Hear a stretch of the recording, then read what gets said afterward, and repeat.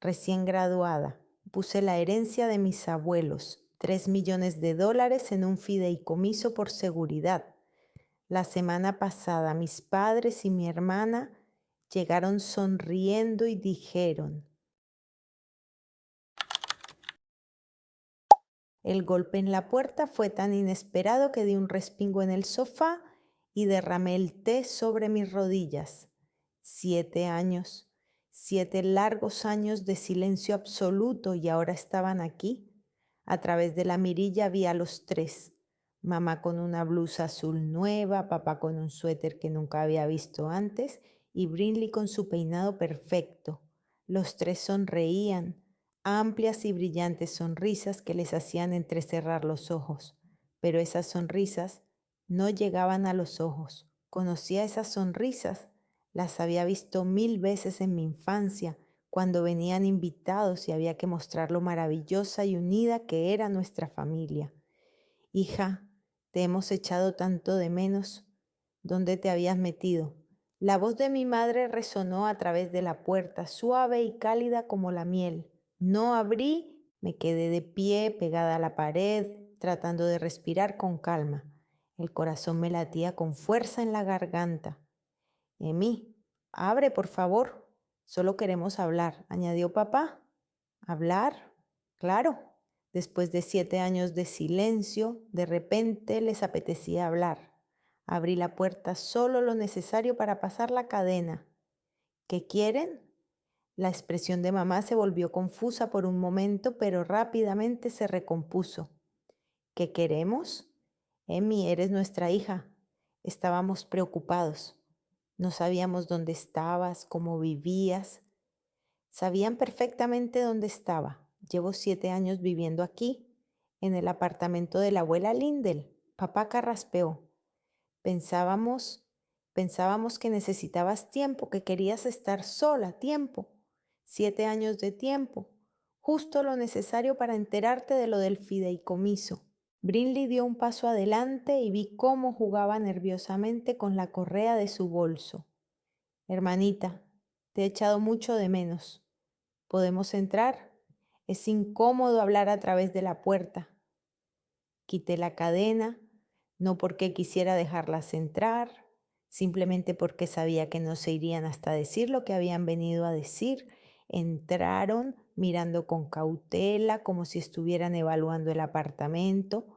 Mamá se sentó inmediatamente en el borde del sofá, papá se paró junto a la ventana y Brinley se quedó inmóvil en la puerta. Te has instalado muy bien aquí, dijo mamá, mirando la habitación. Es acogedor. Sí, a la abuela le encantaba este apartamento. Hubo una pausa pesada, pegajosa como una telaraña. Emmy, comenzó papá, hemos venido porque, bueno, somos una familia y las familias deben permanecer unidas. Me senté en el sillón frente a ellos con las manos en el regazo.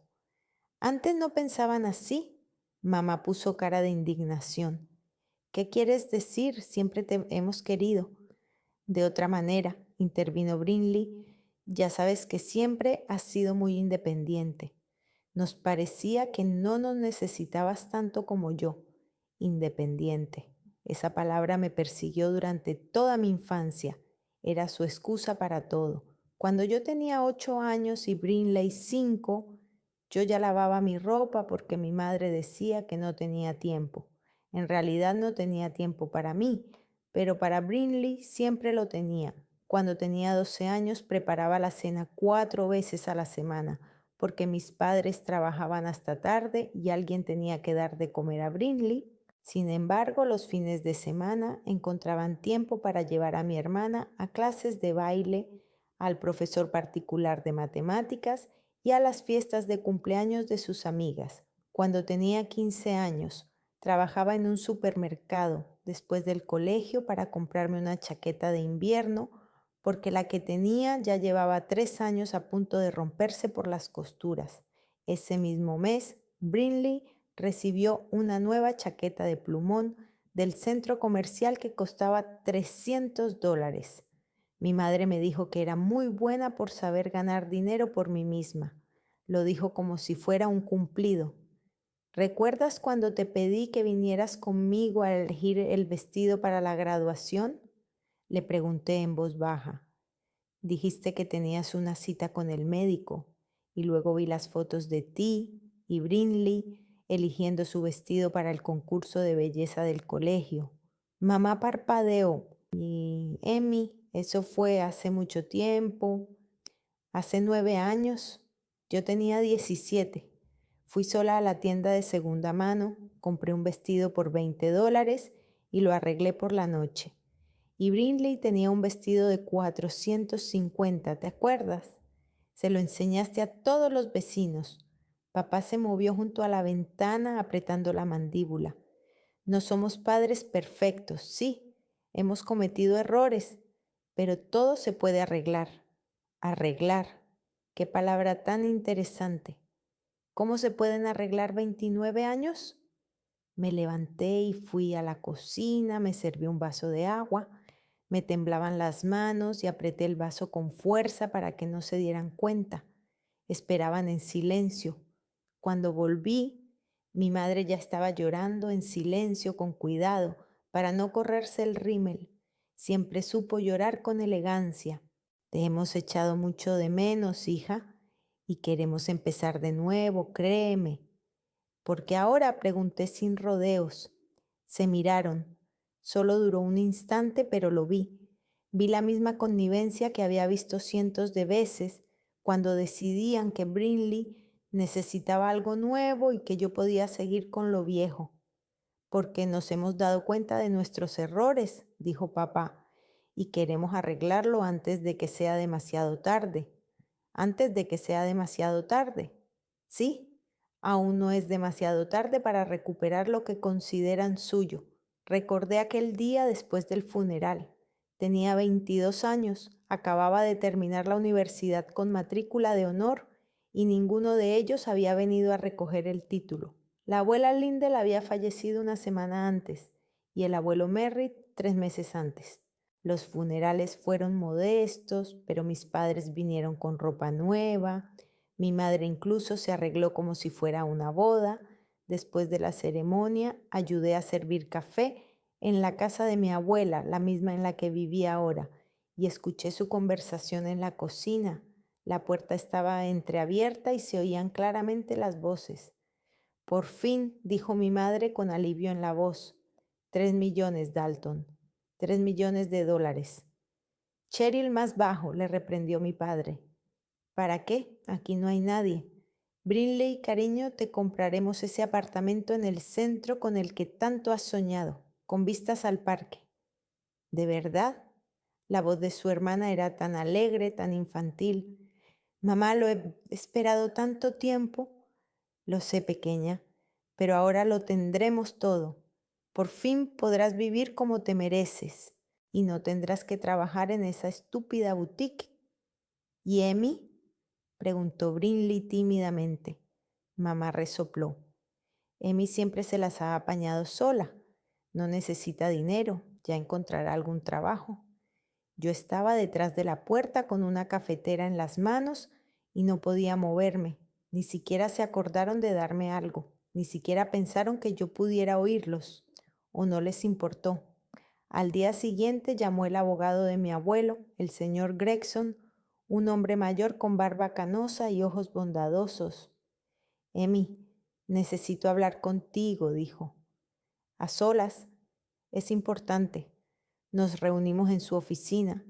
Me mostró los documentos colocándolos cuidadosamente sobre la mesa. Tus abuelos dejaron un fideicomiso de 3 millones de dólares. Oficialmente los beneficiarios son tu madre y sus hijos, pero hay un detalle que añadieron en el último momento. Puso delante de mí otro papel amarillento por los bordes. Le dejaron a usted el derecho de administrador. Usted puede decidir cómo y cuándo distribuir los fondos y puede cambiar las condiciones del fideicomiso si lo considera necesario. ¿Por qué a mí? Mi voz me sonó extraña. El señor Gregson sonrió con tristeza. Merritt me dijo cuando firmamos los papeles. Emmy es la única que no venía por el dinero, venía porque nos quería. Y Lindell añadió, Mi hija no es quien quiere aparentar ser. Está esperando a que muramos. Pero Emmy sabrá qué hacer. Siempre lo has entendido. Recordaba aquellos fines de semana en su casa, todos los sábados y domingos desde que estaba en el colegio, y mi abuelo me enseñaba a jugar al ajedrez en un viejo tablero y mi abuela me contaba historias de su juventud, de cómo bailaba en las fiestas de los años 50. Nunca me pedían que fuera, pero siempre se alegraban cuando iba. Cuando la abuela enfermó, yo iba a verla después de las clases en la universidad. Le daba de comer sopa, le leía en voz alta los libros que le gustaban. Mi madre venía una vez a la semana, se quedaba 5 minutos en la puerta y se marchaba, murmurando algo sobre sus asuntos. 2 días después de aquella conversación con el señor Gregson, transferí el fideicomiso a mi nombre, en silencio, sin hacer ruido. Simplemente firmé los papeles y le dije que no se lo contara a nadie, por si acaso. Él asintió como si lo entendiera, y ahora, 7 años después, estaban sentados en mi salón hablando de amor y familia. ¿En mí? La voz de Brinley me devolvió a la realidad. ¿Nos oyes? Sí. ¿Qué me dices? ¿Podemos empezar de nuevo? ¿De verdad queremos que vuelvas con nosotros? Los miré, a mi madre con los ojos llorosos, a mi padre con el rostro cansado, a Brinley con los labios brillantes y el bolso caro. Tienen que irse, dije en voz baja. ¿Qué? Mi madre se levantó del sofá. Váyanse, por favor, necesito pensar. Mamá se levantó y extendió sus brazos hacia mí. Pero hija, acabamos de llegar. Al menos hablemos normalmente. Tomemos un té juntos. Por favor, repetí con más firmeza. Simplemente váyanse. Papá tomó a mamá por el codo. Cheryl, vámonos. Démosle tiempo. Se marcharon lentamente mirando atrás y susurrando algo entre ellos cerca de la puerta. Brinley se giró la última y me miró con una expresión infantil y ofendida. Cuando se cerraron las puertas me dejé caer al suelo y rompí a llorar. No por la tristeza, sino porque todo había sido tan predecible y, al mismo tiempo, tan doloroso. La primera llamada llegó a las 7 de la mañana del día siguiente. Todavía estaba durmiendo cuando el teléfono sonó en la mesita de noche. El número de mi madre aparecía en la pantalla. No descolgué, me quedé tumbada mirando al techo hasta que la llamada pasó al buzón de voz. 5 minutos después volvió a sonar. Luego otra vez. Luego llegó un mensaje. Hija, por favor, llama. Tenemos que hablar. Te queremos. Te queremos. Esa palabra me sonaba tan extraña en un mensaje de mi madre. Apagué el teléfono y me fui a trabajar. Trabajaba en una pequeña empresa de contabilidad a 3 manzanas de mi casa, Redmond and Partners. Llevábamos la contabilidad de empresas locales, nada complicado, nada glamuroso, me gustaba. Los números no mentían, simplemente estaban ahí. Pero ese día no podía concentrarme. Comprobaba una columna 3 veces, equivocándome constantemente. Mi compañera Falín se dio cuenta. ¿Estás bien?, me preguntó apoyándose en mi mesa. Tenía 35 años, 2 hijos y siempre tomaba café en una taza demasiado grande con la inscripción «Mamá necesita café». Sí, solo he dormido mal.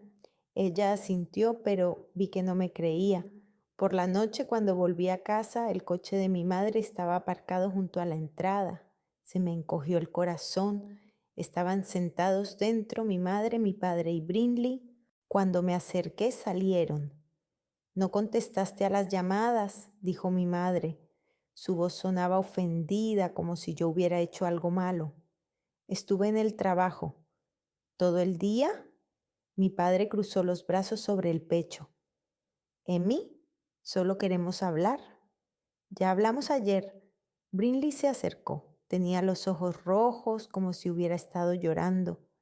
«Hermanita, ¿por qué nos tratas así? Somos familia. Te he echado mucho de menos». Extendió la mano y me tocó la mía. «Sabes que siempre me ha costado mucho. No soy tan fuerte como tú. Necesitaba atención, apoyo y tú siempre podías hacerlo todo sola. Esas palabras las había oído cientos de veces. Brinley necesita más atención. Brinley es muy sensible. Tú eres fuerte, puedes hacerlo. No quiero hablar de eso ahora, dije retirando mi mano con cuidado. ¿Cuándo entonces? Mamá alzó la voz. Nos ignoras. Somos tu familia, Emmy. Siempre te hemos querido. Simplemente no sabíamos cómo demostrarlo, añadió papá en voz más baja. Cometimos errores, pero todo se puede arreglar. Los miré.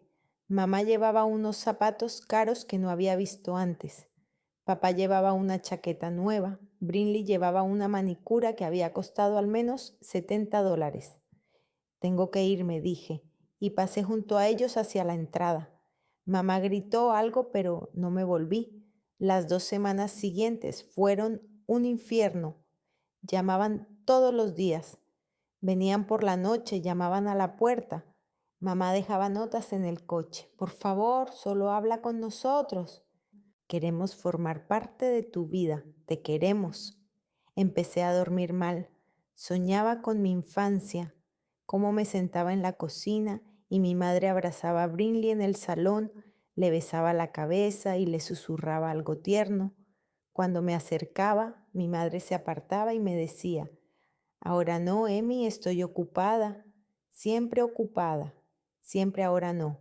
Soñaba que mi padre llevaba a Brinley a montar en bicicleta al parque y me decía, ya eres mayor, monta tú sola. Yo tenía 9 años. Brinley tenía 6, pero ella necesitaba más atención. Una noche estaba sentada en el suelo del salón, abrazándome las rodillas. En la televisión ponían algo, pero yo no lo veía. Pensaba, quizás soy demasiado cruel, quizás debería darles una oportunidad. Una parte de mí, esa niña pequeña que aún vivía en mi interior, deseaba tanto oír que me querían, que siempre me habían querido, que todo había sido un error, un malentendido, pero recordaba sus caras después del funeral, la alegría en la voz de mi madre cuando hablaba de los 3 millones, y que no me mencionaran en absoluto. 3 semanas después de su primera visita, me trajeron documentos oficiales al trabajo, una demanda judicial. Leía y mis manos temblaban tanto que el papel crujía. Cheryl Caldwell y Dalton Caldwell presentan una demanda para invalidar la transferencia del fideicomiso. Motivos: abuso de confianza, influencia sobre personas mayores en estado de vulnerabilidad, apropiación ilegal de bienes familiares. Afirmaban que había manipulado a mis abuelos, que había aprovechado su edad y su enfermedad para quedarme con su dinero, que ellos como padres tenían derecho a la herencia. Estaba sentada en mi despacho mirando esas palabras y no podía respirar. Manipulaba, aprovechaba. Habían convertido mi amor por mis abuelos en algo sucio. Falina entró con una taza de café, vio mi cara y se sentó a mi lado. ¿Qué ha pasado? Le mostré los papeles. Los leyó en silencio y luego soltó una palabrota. ¿Hablan en serio? Emmy, necesitas un abogado. Lo sé, pero no puedo permitirme un buen abogado. ¿Y el dinero del fideicomiso? Negué con la cabeza. Nunca lo he usado, ni siquiera lo he tocado. Vivo de mi sueldo. Tengo algunos ahorros, pero no son suficientes. Ella me apretó la mano. Contrata a uno de oficio. Es mejor que nada. El abogado de oficio que me asignaron se llamaba Thibaut Rush. Tenía unos 40 años y parecía cansado, como si llevara una semana sin dormir. Nos reunimos en su oficina, una pequeña habitación con un montón de carpetas sobre la mesa. Bien, dijo revisando mi expediente. Tenemos una semana antes de la audiencia. Cuénteme todo. Se lo conté todo, sobre mi infancia, sobre mis abuelos, sobre cómo los cuidaba, sobre la conversación después del funeral, sobre la modificación del fideicomiso. Thibaut asintió con la cabeza y tomó notas. Bien, tenemos los documentos del señor Gregson que confirman que sus abuelos le otorgaron el derecho de administrador, Es una posición fuerte. Entonces, ¿ganaremos? Se movió en la silla. Es difícil de decir. Sus padres han contratado a Winston Brer. Es bueno, agresivo, pero tenemos posibilidades. La vista se fijó para el miércoles. No dormí en 2 noches. Llegué temprano al juzgado y me senté en un banco del pasillo, apretando las manos. Mis padres llegaron con Winston Brer, un hombre alto de unos 50 años con un traje caro. Sonreía, hablaba con ellos con confianza y le ponía la mano en el hombro a mi padre. Mi madre me vio y apartó la mirada. En la sala del tribunal me senté a la mesa con Tibot. Él extendió los papeles, pero yo veía que estaba nervioso. No dejaba de ajustarse las gafas y fruncir el ceño. La jueza, una mujer de unos 60 años con el pelo canoso, pidió a las partes que expusieran sus posiciones. Winston se levantó primero, habló con fluidez y convicción. Señoría, este caso se refiere a una joven que se aprovechó de la vulnerabilidad de sus parientes ancianos. Amy Caldwell aisló sistemáticamente a sus abuelos del resto de la familia, los convenció de que solo ella se preocupaba por ellos y los obligó a transferirle el fideicomiso. Se trata de un caso clásico de abuso de confianza. Llamó a los testigos. La primera fue la vecina de la abuela, la señora Trena, una mujer de unos 70 años. ¿Veía a menudo a Amy en la casa de Lindell y Merritt?, preguntó Winston. Sí, venía, pero siempre era un poco fría. No sé, parecía que tenía sus propios objetivos. Apreté los puños bajo la mesa. ¡Fría! Yo alimentaba a mi abuela cuando no podía sostener la cuchara y le leía en voz alta cuando su vista empeoró. Me sentaba a su lado cuando tenía miedo por la noche. El segundo testigo fue el primo de mi madre, Wallis, que veía a mi abuela una vez al año, en Navidad. Lindell me dijo que Amy era muy insistente, dijo, que siempre preguntaba por el testamento, por el dinero. Era mentira, una completa mentira. Nunca pregunté por el dinero. Ni siquiera sabía cuánto había hasta que el señor Gregson me lo dijo. Tibot se levantó cuando llegó su turno. Llamó al señor Gregson. Merritt y Lindell dejaron a Amy como albacea por voluntad propia, dijo el viejo abogado. Estaban en pleno uso de sus facultades mentales y sabían lo que hacían. Merritt me dijo directamente, Amy es la única que nos quiere a nosotros, no a nuestro dinero. Pero Winston fue implacable en el contrainterrogatorio. Señor Gregson, tiene 82 años, ¿verdad? ¿Cuántos casos ha llevado en los últimos años? No muchos. Estoy semijubilado. Entonces, ¿podría haber pasado por alto algunos detalles? ¿Podría no haberse dado cuenta de que Amy manipulaba a sus clientes? No se me escaparon detalles. Merritt y Lindell fueron claros en sus intenciones. Tibot me llamó. Le conté sobre mi infancia, sobre cómo cuidaba a mis abuelos, sobre lo que escuché después del funeral. Pero Winston volvió a atacar.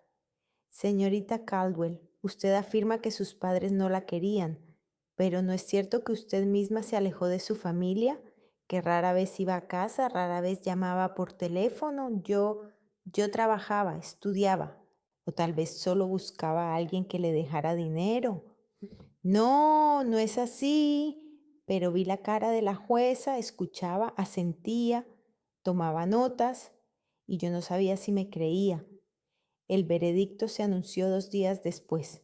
Yo estaba de pie en la sala, agarrada al borde de la mesa.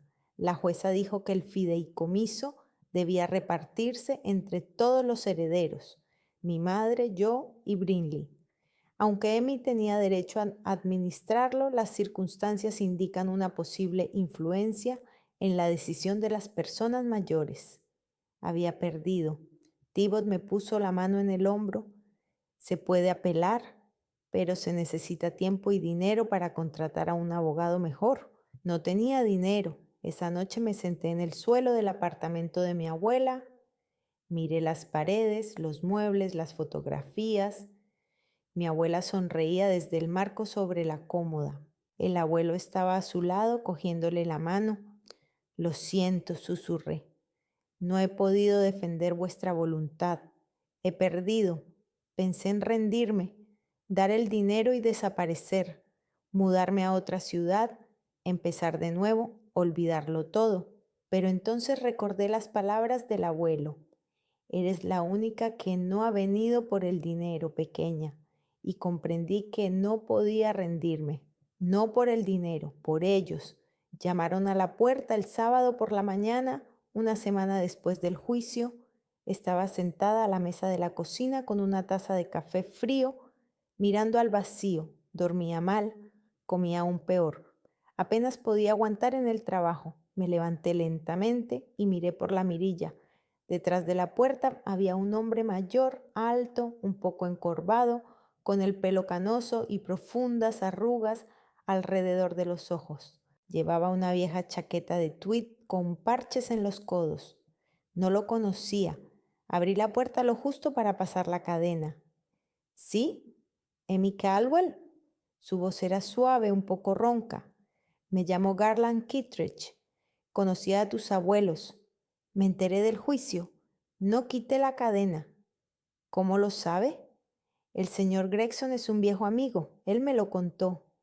Garland sacó las manos de los bolsillos y mostró las palmas como para demostrar que no tenía malas intenciones. Vivía al lado de Merritt hace 30 años. Solíamos ir juntos a pescar, a pescar. A mi abuelo le encantaba pescar. Me hablaba del lago al que iba todos los sábados. Me quité la cadena y abrí la puerta más. Pase. Entró con cautela, mirando a su alrededor. Este apartamento... A Lindell le encantaba esta alfombra. Señaló la vieja alfombra del salón con flores pálidas. La compró en una rebaja hace 35 años. Merritt bromeaba diciendo que ella la quería más que a él. No pude evitar sonreír. La abuela realmente amaba esa alfombra. No permitía que nadie caminara sobre ella con zapatos. ¿Por qué viniste? Garland se sentó en la silla, la misma en la que siempre se sentaba el abuelo. Me senté en el borde del sofá. Merritt me contó mucho sobre la familia, sobre su hija Cheryl. Hizo una pausa. Sobre cómo ella siempre insinuaba lo del dinero. Le preguntaba si había testamento, si todo estaba en regla. Él se enfadaba cada vez que ella venía de visita. Apreté las manos sobre las rodillas. ¿Él se lo contó? Sí. Pescábamos todos los sábados mientras la salud se lo permitía. Él confiaba en mí. Garland sacó una vieja cartera del bolsillo y extrajo una fotografía amarillenta. Mira. En la foto aparecían dos hombres junto a un lago con cañas de pescar. Uno era el abuelo, más joven, con el pelo oscuro. El otro era Garland, también más joven, sonriente. ¿Cuándo fue eso? Hace 32 años. Merritt tenía 52 años y yo 41. Guardó la foto. Yo era abogado, uno exitoso. Luego mi esposa enfermó y dejé la práctica para cuidarla. Murió 5 años después. Nunca volví. Lo siento mucho, él asintió. Merritt me ayudó en aquella época. Venía, se sentaba, hablaba. No me dejaba rendirme.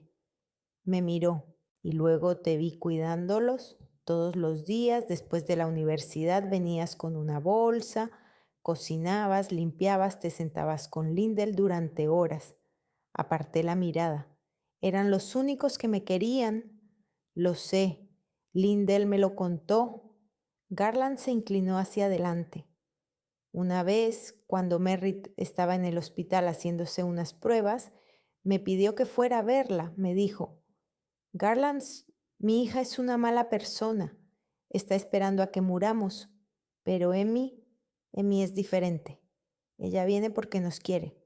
Sentí que se me humedecían los ojos. ¿Te dijo eso?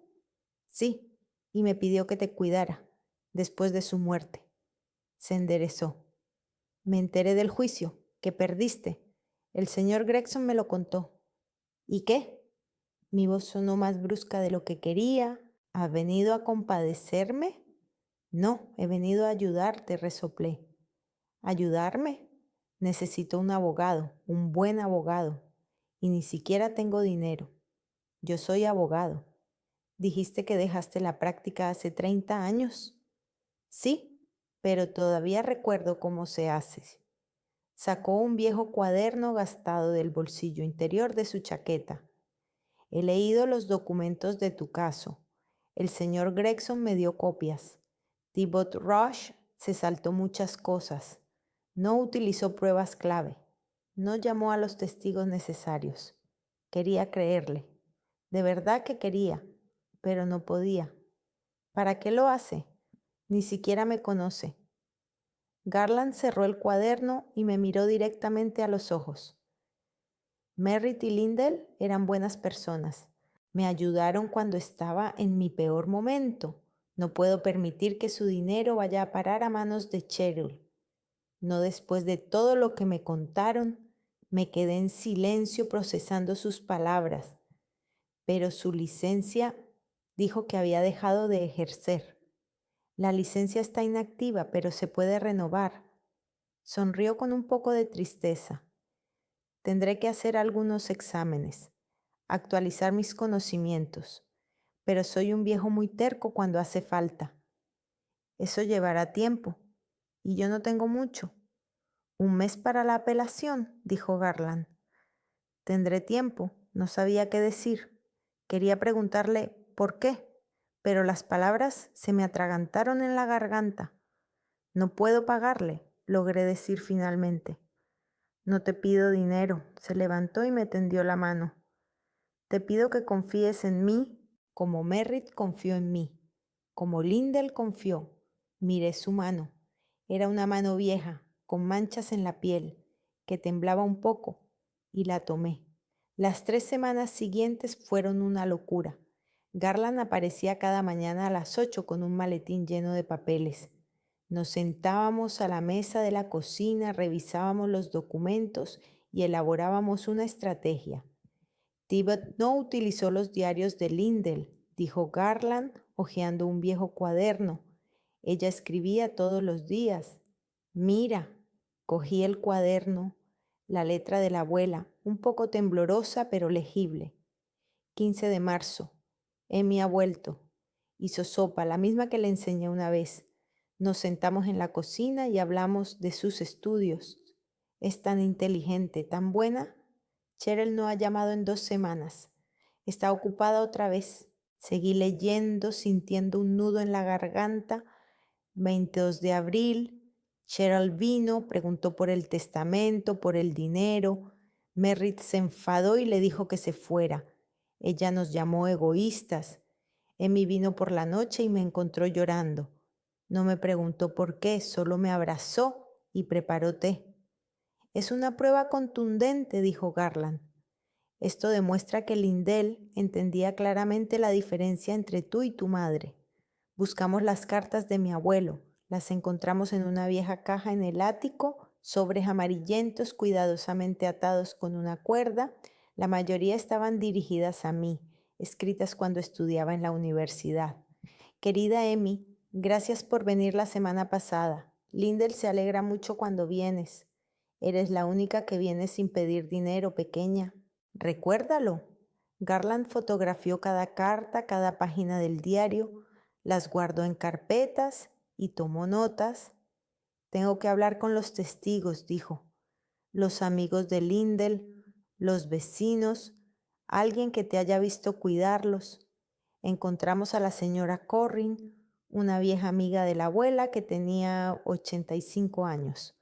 Vivía en una residencia de ancianos a 20 minutos en coche. ¿Emi? Sonrió cuando entramos. Lindell me has hablado mucho de ti. Decía que eras la única que los quería de verdad. Garland se sentó a su lado y sacó su libreta. Señora Corrin, ¿puede contarnos qué le dijo Lindell exactamente?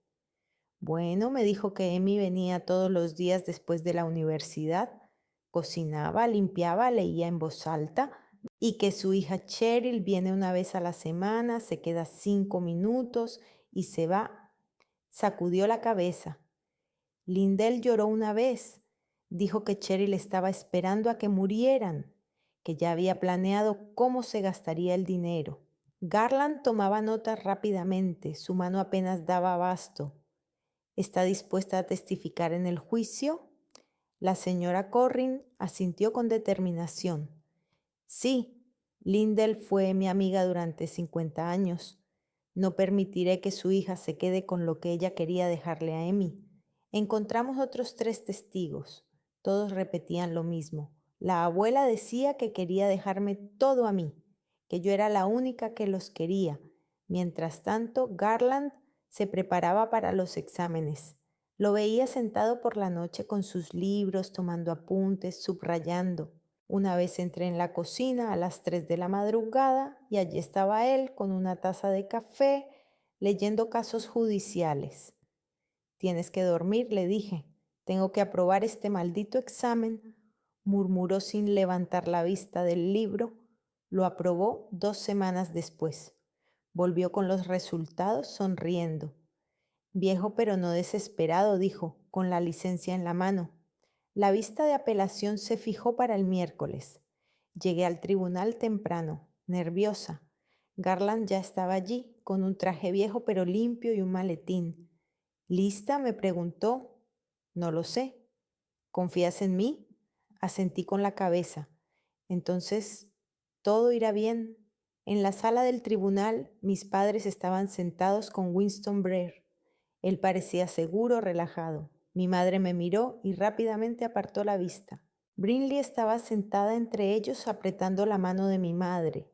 El juez, otro distinto al anterior, entró. Era un hombre de unos 60 años con rostro severo. Garland se levantó primero. Señoría, este caso se refiere a la voluntad de 2 personas que sabían claramente lo que querían. Merritt y Lindell Caldwell dejaron el fideicomiso a su nieta Emmy no por manipulación, sino por amor. Presentaré pruebas que lo confirman. Llamó a la señora Corrin. Ella testificó con calma y claridad. Contó lo que había dicho Lindell, cómo se había comportado Cheryl. Winston intentó atacarla en el contrainterrogatorio. Señora Corrin, ¿cuándo vio a Lindell por última vez? 1 mes antes de su muerte. ¿Entonces no sabe qué tenía en mente justo antes de morir? Lo sé, me llamó 1 semana antes de morir, me dijo. Si pasa algo, que Emmy se quede con todo. Ella es la única que se lo merece. Garland presentó los diarios y las cartas. Leyó fragmentos y mostró fotografías. Cada prueba era clara e irrefutable. El punto clave fue una carta del abuelo, escrita 1 semana antes de su muerte. Garland la sostenía con cuidado, como si fuera una reliquia sagrada. Su señoría, esta carta fue escrita por Merritt Caldwell con su propia mano 7 días antes de su muerte. En ella él indica claramente su voluntad. Leyó: Querida Emmy, si estás leyendo esto significa que ya no estoy aquí. Quiero que sepas que tú eres nuestra verdadera heredera, no porque los demás sean malos, sino porque tú eres la única que nos ha querido de verdad. Y no permitas que nadie te quite lo que queremos dejarte. Te lo has ganado. Se hizo el silencio en la sala. Vi a mi madre secándose los ojos, pero no sabía si eran lágrimas de verdad o no. El juez pidió que le mostraran la carta. La estudió detenidamente, la dio la vuelta, la miró a la luz. ¿Se ha confirmado que es la letra de Merritt Caldwell? Sí, señoría, la pericia lo confirmó. Winston intentó objetar, sembrar dudas, pero Garland se mantuvo firme. Tranquilo, metódico, repelió cada ataque. El juez anunció un receso para deliberar. Esperamos 2 horas. Me senté en el pasillo, apretando las manos. Garland estaba sentado a mi lado, en silencio. Pase lo que pase, dijo en voz baja. Has hecho todo lo que has podido. Merritt y Lindell estarían orgullosos de ti. Cuando nos llamaron para volver, apenas podía respirar. El juez se sentó y miró los papeles. Tras examinar minuciosamente las pruebas, el tribunal dicta la siguiente sentencia. El fideicomiso permanecerá bajo el control de Emmett Caldwell. Sin embargo, teniendo en cuenta los intereses de todas las partes, se establece la siguiente condición. La señorita Caldwell no podrá utilizar los fondos del fideicomiso hasta que su hermana Brinley Caldwell cumpla 28 años. Esto garantizará la justicia para todos los miembros de la familia. 3 años. Tenía que esperar otros 3 años. Me senté procesando la información. No era una victoria total, pero tampoco una derrota. El fideicomiso seguía siendo mío. Mis padres no obtuvieron nada. Garland me puso la mano en el hombro. Es un compromiso, susurró. Pero hemos ganado lo más importante. Asentí con la cabeza, sintiendo cómo las lágrimas corrían por mis mejillas, no por tristeza, sino por alivio. Habían pasado 8 meses desde el juicio, 8 meses de silencio que al principio percibí como una bendición, pero luego como algo espeluznante. Mis padres habían desaparecido, no llamaban, no escribían, no aparecían en la entrada del edificio. Brinley me eliminó de todas las redes sociales. Era como si me hubieran borrado de sus vidas. Al principio sentí alivio. Podía respirar libremente sin miedo a oír llamar a la puerta, pero luego, en plena noche, cuando no podía dormir, pensaba, así que solo me necesitaban por el dinero. Incluso ahora, después de todo, no intentan mantener ningún tipo de contacto. Eso me dolía más de lo que quería admitir. Garland venía una vez a la semana. Tomábamos café, hablábamos de cosas sin importancia, me contaba cosas de su juventud, de su esposa, de lo difícil que fue dejarla ir. Yo le escuchaba y me daba cuenta de que se había convertido en lo que siempre había querido que fuera un padre, simplemente estar presente. Un sábado por la mañana decidí finalmente ordenar las cosas de mi abuela. Lo había pospuesto durante 8 meses. No podía obligarme a tocar su ropa, sus libros, sus pequeñas cosas, pero el apartamento necesitaba una limpieza y ya no podía ignorar los armarios llenos de cosas viejas. Empecé por el dormitorio. Puse la ropa en cajas para donarla, los libros en la estantería, las pocas joyas que había, las guardé en un cajón aparte para conservarlas. En el armario, en el estante superior, había una vieja caja de cartón. Estaba cubierta de una gruesa capa de polvo. La saqué con cuidado y la puse sobre la cama. Dentro había papeles, muchos papeles, registros médicos, facturas de la farmacia, cartas de médicos, algunos recibos. Empecé a revisarlos metódicamente como solía hacer en el trabajo, clasificándolos por fechas y tipos. Las facturas de la farmacia me llamaron la atención. Había muchas, todas correspondientes al último año de vida de la abuela. Las coloqué en la cama en orden cronológico y comencé a estudiarlas. Algo no cuadraba. Los medicamentos se compraban con demasiada frecuencia. Un medicamento para la presión aparecía en las facturas cada 10 días, pero el médico lo recetaba una vez al mes. Lo comprobé de nuevo. Sí, la prescripción era clara, un envase para 30 días. Entonces, ¿por qué se compraban 3 envases al mes? Acerqué la factura a la luz. En la parte inferior, en letra pequeña, figuraba el nombre de la persona que había comprado Cheryl Caldwell. Mamá. Se me encogió el corazón. Quizás solo estaba ayudando, comprando medicamentos para la abuela, pero ¿por qué tan a menudo? Cogí el teléfono y busqué el medicamento en Google. Leí sobre los efectos secundarios. En caso de sobredosis, caída brusca de la presión arterial, mareos, debilidad, posible pérdida del conocimiento. Me temblaban las manos. Cogí otras facturas. Otro medicamento para el corazón también se compraba con demasiada frecuencia y de nuevo el nombre de mi madre. Recordé los últimos meses de vida de mi abuela. De repente empezó a empeorar. Se quejaba de mareos, debilidad. El médico no entendía por qué. Los análisis eran normales. Decía que era simplemente la edad. Pero, ¿y si no era solo la edad? Llamé a Garland, con las manos temblando tanto que apenas podía pulsar los botones. «¿Emi? ¿Qué pasa?» «Necesito verte. Ahora mismo. He encontrado algo». Llegó en 20 minutos. Extendí todas las facturas sobre la mesa de la cocina y se las mostré.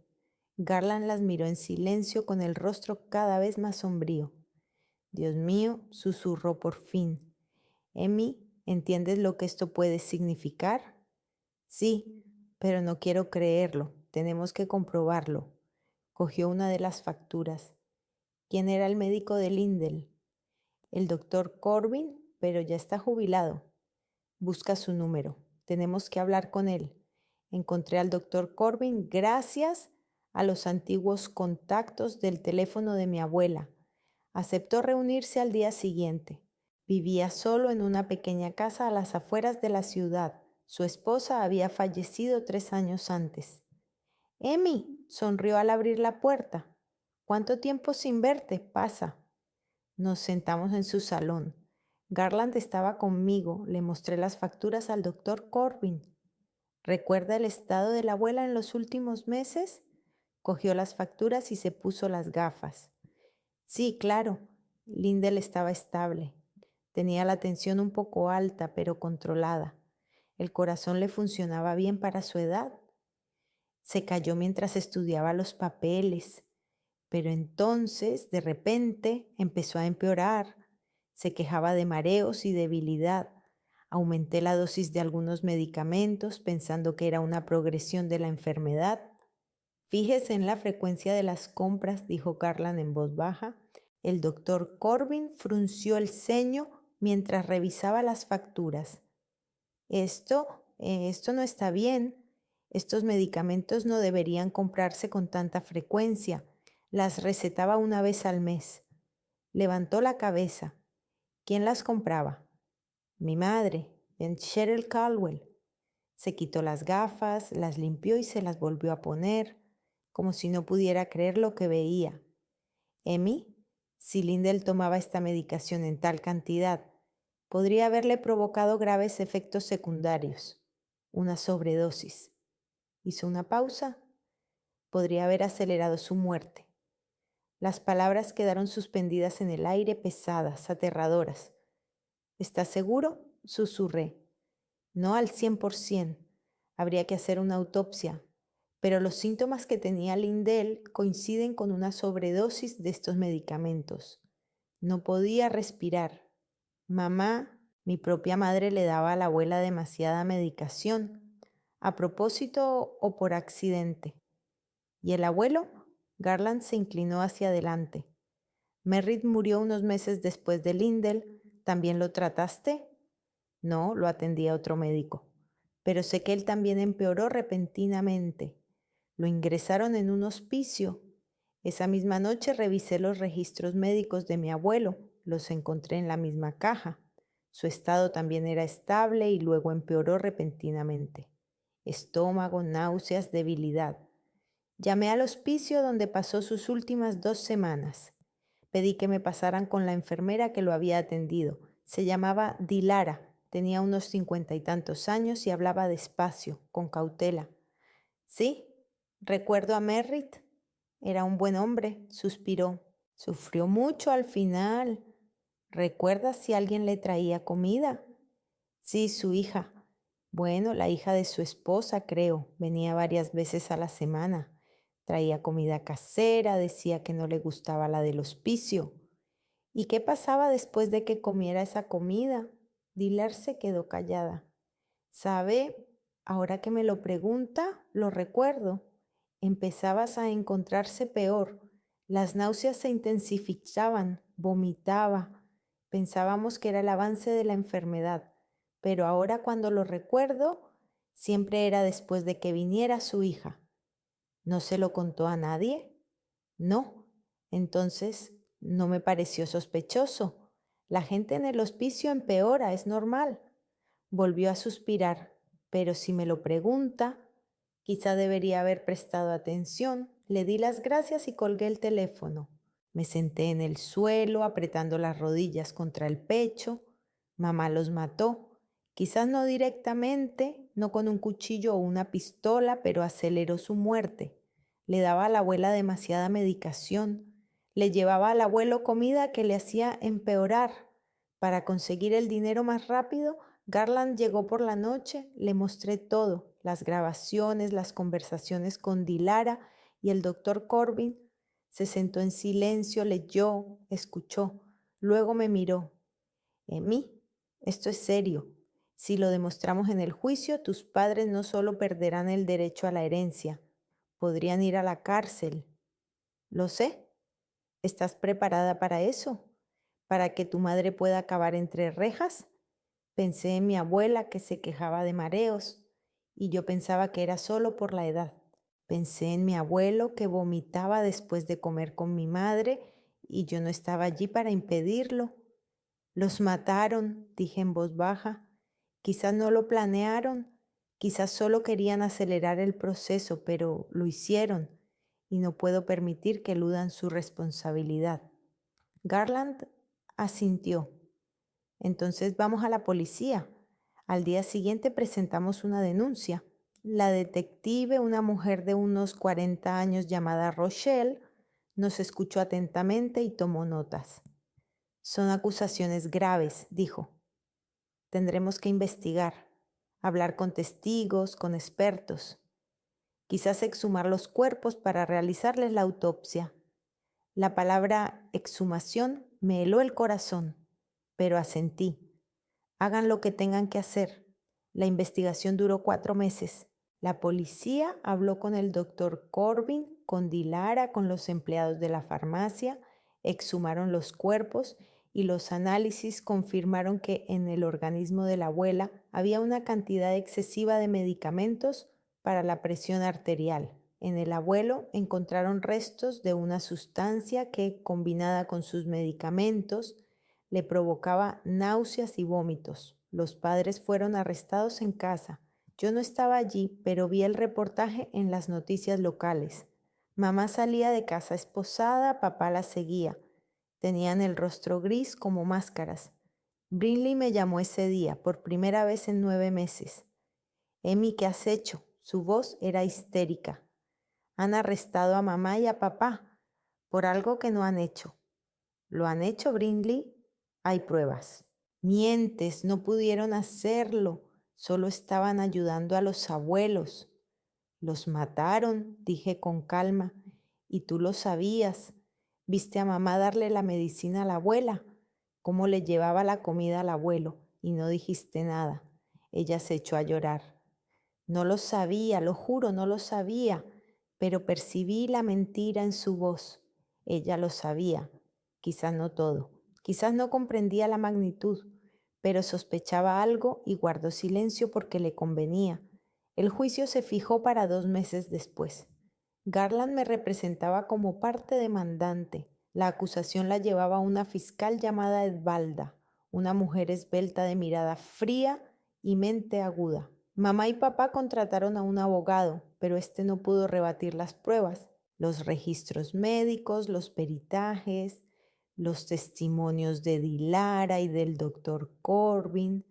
Todo apuntaba hacia ellos. Mamá lloraba en la sala del tribunal. Decía que solo quería ayudar, que no se daba cuenta de la cantidad de medicamentos que le daba. Papá guardaba silencio y miraba al suelo, pero el peritaje demostró que la cantidad de medicamentos era demasiado grande como para hacer un error y la comida que mamá le llevaba al abuelo contenía una sustancia que se podía comprar en cualquier tienda de productos para el jardín, un insecticida que, combinado con sus medicamentos, le provocaba náuseas. El veredicto se dio a conocer una semana después. Culpables de homicidio involuntario por negligencia. A la madre le dieron 3 años de libertad condicional y 200 horas de servicios comunitarios. Al padre lo mismo. No los encarcelaron porque el juez consideró que no habían planeado el asesinato, sino que solo aceleraron imprudentemente la muerte natural. Pero lo más importante, el tribunal dictaminó que el fideicomiso me pertenecía exclusivamente a mí, sin condiciones, sin esperas. Mis padres perdieron todos los derechos sobre la herencia, Brinley también, porque el tribunal determinó que ella sabía lo que hacía su madre y no lo denunció. Estaba sentada en la sala del tribunal, escuchando el veredicto y no sentía triunfo alguno. solo vacío. Mi abuelo y mi abuela no volvieron. El dinero no cambió eso, pero al menos se cumplió su voluntad y se hizo justicia, aunque fuera tarde. Los primeros 3 meses después del veredicto simplemente existí. Me despertaba, iba al trabajo, volvía a casa, me acostaba. El dinero estaba en la cuenta, $3 millones a los que no toqué. No sabía qué hacer con él, no sentía que tuviera derecho a utilizarlo. Garland venía más a menudo, traía café, se sentaba frente a mí en la cocina y se quedaba en silencio. A veces el silencio era la mejor conversación. Una noche finalmente preguntó: «¿Has ganado, Emmy? ¿Por qué no sientes la victoria?». Giré la taza entre mis manos, mirando el líquido oscuro que había dentro. «Porque ellos murieron de todos modos. Mi abuelo y mi abuela. El dinero no los devuelve y yo podría haberlo evitado, podría haberme dado cuenta antes. No puedes culparte por algo que no sabías, pero debería haberlo sabido. Soy contable, maldita sea. Estoy acostumbrada a los detalles. Debería haberme dado cuenta de las facturas, de las extrañas visitas de mi madre». Dejé la taza tan bruscamente que el café se derramó. Quizás si hubiera estado más atenta, habrían vivido más tiempo. Garland extendió la mano y cubrió mi mano con la suya. «Emmy, escúchame. Lo que pasó no es culpa tuya. Tu madre tomó una decisión horrible y criminal, pero fue su decisión, no la tuya. Sabía que tenía razón. Lo sabía con la cabeza, pero el corazón me seguía doliendo. Una semana después pedí cita con una psicóloga. Jolene residía en una pequeña oficina en el segundo piso de un edificio antiguo. Tenía unos 45 años, el pelo corto y canoso y una voz suave. No presionaba, no indagaba demasiado, simplemente escuchaba. Le conté sobre mi infancia, sobre mis abuelos, sobre el juicio, sobre la culpa. Ella asentía con la cabeza y tomaba notas en su cuaderno. «¿Te sientes culpable por haber sobrevivido?», dijo después de la tercera sesión. «Culpable por tener el dinero que ellos dejaron, por no haber podido salvarlos. Es normal después de un trauma, pero ¿cómo se puede dejar de sentir eso? No se puede dejar de sentir, hay que aceptarlo, no puedes cambiar el pasado, Emmy. Solo puedes decidir qué hacer con el futuro, el futuro». Una palabra que parecía tan lejana y difusa. Un año después de la sentencia, mi madre me llamó por teléfono. No contesté durante una semana, pero las llamadas no cesaron. Finalmente respondí. «Emmy», su voz era suave, quebrada. «Por favor, tenemos que hablar». «¿Sobre qué?». «Sobre que estamos en una situación difícil. Tu padre ha perdido el trabajo, la condena. Nadie quiere contratarlo y yo apenas llego a fin de mes». La escuché en silencio. «Somos tus padres, Emmy. No puedes dejarnos en la calle». «Sí que puedo, por favor». Se echó a llorar. «Hemos cometido errores, lo sabemos, pero somos una familia. Hace mucho que dejaron de ser mi familia». Colgué el teléfono, me temblaban las manos, pero por dentro reinaba un extraño silencio. 2 días después recibí un mensaje de Brinley. Era largo y histérico y hablaba de cómo la habían despedido de la boutique por los antecedentes penales de sus padres, de que no podía pagar el alquiler, de que necesitaba ayuda. «Eres mi hermana, por favor, al menos un poco». No respondí. Una semana después, mi madre volvió a escribirme. Me pidió que nos viéramos, solo para hablar. Acepté. No porque quisiera ayudar, solo quería cerrar ese capítulo de una vez por todas. Quedamos en una cafetería en territorio neutral. Mamá vino con papá y Brindley. Los tres parecían agotados. Mamá había envejecido 10 años. Papá estaba encorvado y Brindley había perdido su brillo. Nos sentamos en una mesa junto a la ventana. Pedí un café. Ellos no pidieron nada. «Gracias por venir», comenzó mamá. Su voz temblaba. Emmy, queremos pedirte perdón por todo, por cómo nos comportamos contigo, por lo que pasó con el abuelo y la abuela, por haberlos matados, precisé con calma. Mamá se echó a llorar. Papá miraba la mesa. No queríamos, solo pensábamos que sería mejor así, que de todos modos estaban enfermos y decidieron acelerar el proceso.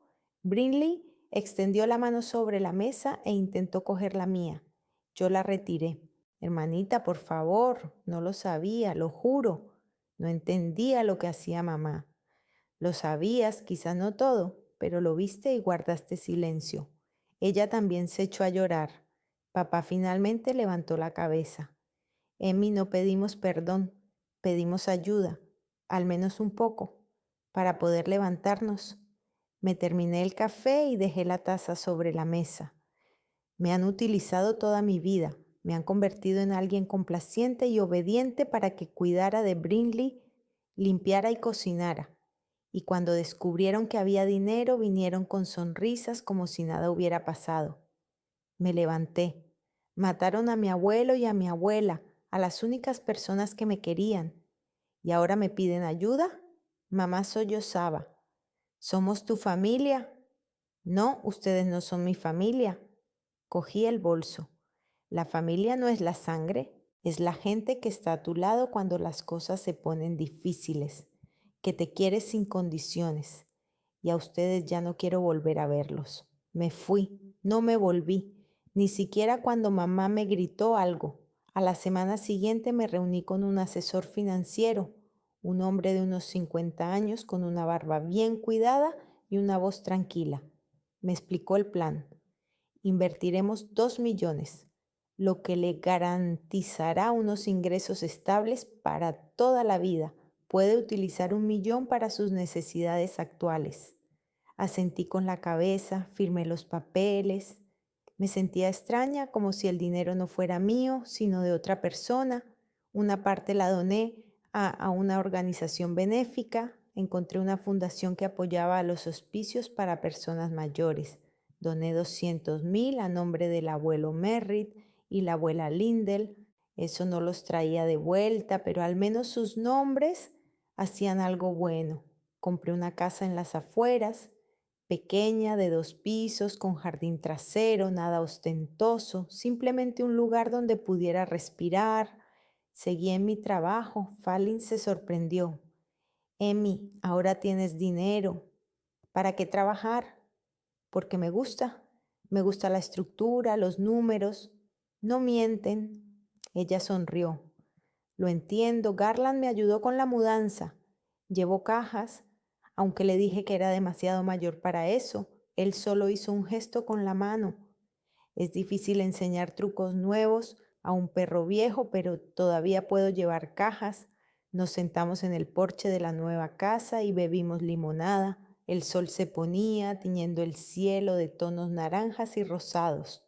Merritt estaría orgulloso de ti, dijo Garland en voz baja. Lindell también. No estoy segura. Doné su dinero a la caridad. Gasté parte en la casa. Querían que fueras feliz, no rica, feliz. Me miró.